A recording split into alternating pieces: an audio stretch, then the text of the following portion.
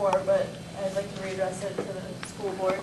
And I'd like to know why, with a $58 million a year school budget, you can't come up with $275,000 so that kids don't have to walk miles to school every day because they can't afford bus passes.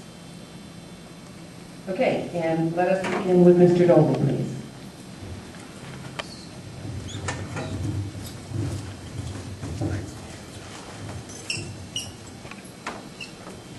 Yes, I was fortunate enough in 16 years that we didn't have to have bus fees. We lost some state transportation money. We have a $2.1 million budget now for transportation. And I've talked to a lot of people, and I appreciate your question. I think there is a way to find that $275,000. I don't see why it's there. That's the total amount that we're collecting to put people on buses. And it's really killing people at the low income level. So I think it should be eliminated. We have an excellent bus service person in the district. I give this issue to her and let her deal with it and give some recommendations to the school committee, and I think we should be getting rid of the fees. Mr. Lowder? I would love to eliminate all fees because the fiscal reality of if you cut the 275, and my understanding is it's greater than that. It's substantially greater, and it's based upon the law. And what the state requirement is that is if you don't have fees, you must have a bus seat for every child in the district.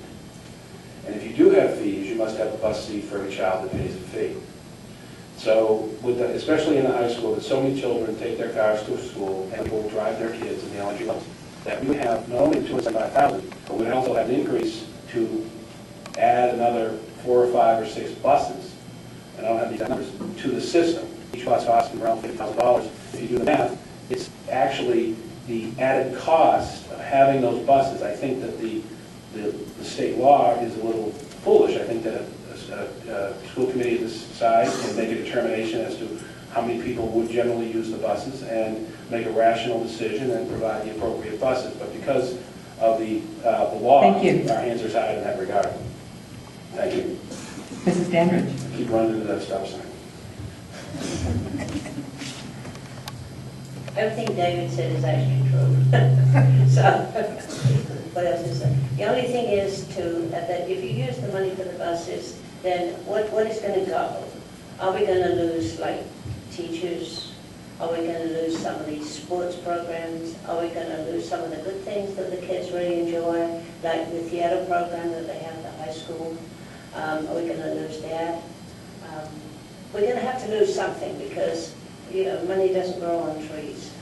And unless you want to pay more in your taxes to cover it. I'm sorry, but that's the way it is. Mr. Murphy? First of all, thank you for asking the question. It's a terrific question. And it does talk about prioritization. In every budget year, and budget year for the school committee starts, gets started right about now, but really comes into full swing come about January. We're looking for folks to come in with and advocate for the positions. So we might remember this. In January, come in and advocate for your position on this.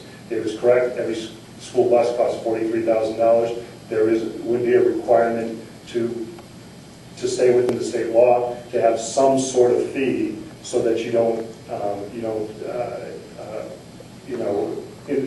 go up against state law. But should we focus our any kind of wiggle room on reducing bus fees? That's the question. The broader question to the community, and Peggy started to touch on this, is what are the unintended consequences of fees? Unintended consequences of fees go way beyond the school district. You're adding traffic to everyone, every neighborhood in the community. So we have to think about this as a full community. Mr. McDonald?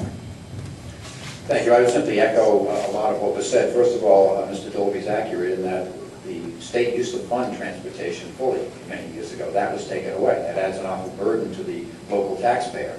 A lot of those sorts of things have happened. I will give credit to this current school committee because this current committee, in fact, did reduce the bus fees. It was $325. It went down to $275. And it would be my hope that we could continue to do that in a logical, sequential fashion so that you're able to manage, because it's very important to manage the transition down, but it's also an accurate statement that if you eliminate all bus fees, you will add hundreds of thousands of dollars in additional costs because of the number of seats you have to have. Even if you get down, in my opinion, to a $25 fee, I think that way at least, and you know what, I can tell you this from experience, the bus fee, the one thing that it did do positively is you now have a bus pass for every student who's riding the bus, and the problems that solved at the school level was significant. And so even if the bus fee was minimalized, and that was possible, it would make a difference. Thank you. Another question from the audience?